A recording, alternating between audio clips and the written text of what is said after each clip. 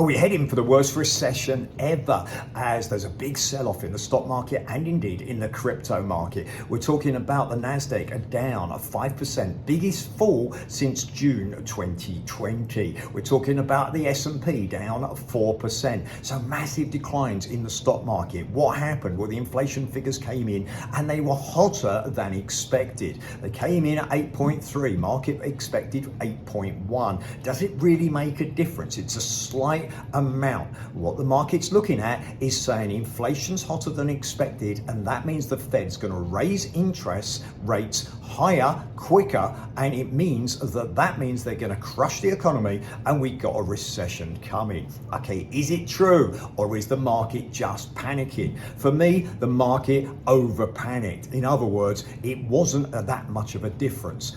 Fed are going to raise interest rates, in my opinion, 0.75. They were before the data. After the data, some people are saying 1%. I still think it's going to be 0.75. So in other words, the amount the Fed's going to raise interest rates, I don't think this data actually changes, which means that the market sold too quickly. In fact, if we look at it before people panic, we're actually back to where the market was 2 weeks ago. So we talk about a big sell-off, but actually we're back to previous prices because the market started to buy back in, thinking inflation was going to go away quickly.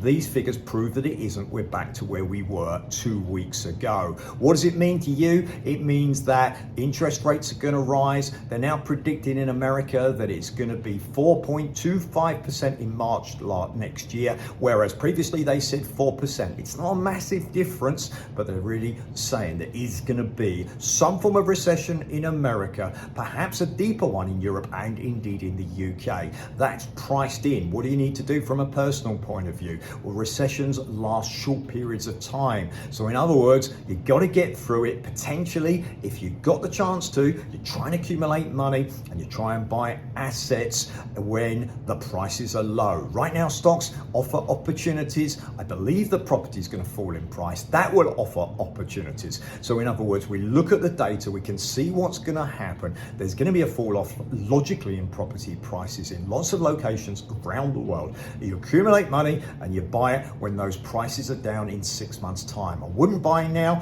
I'd look at leaving it till then. If I was going in the stock market, I'm buying. I'll be buying into the stock market today. Why? We don't know what's going to happen between now and the end of the year. But if I ask you the question, is the stock market going to be up in 2 years' time? Absolutely sure it is. Okay, the only question is, when does it go? Okay, you can't wait on the sidelines because it suddenly goes. Same thing with the crypto market, sell-off. There's been a lack of confidence, but actually you've got large companies like Fidelity coming into the market, lots of big organizations, lots of reasons why crypto is going to be successful in the future. You sit on the sidelines waiting. Okay, well, guess what? You're going to see it go up, and you're going to see once it's gone up, then people want to come in the market. Better to be in the market. You don't miss it when it suddenly starts to reverse. Okay, check out our advice from a financial advisor before deciding to invest. Always diversify. Always try and look at spreading your investments. Don't put it all into one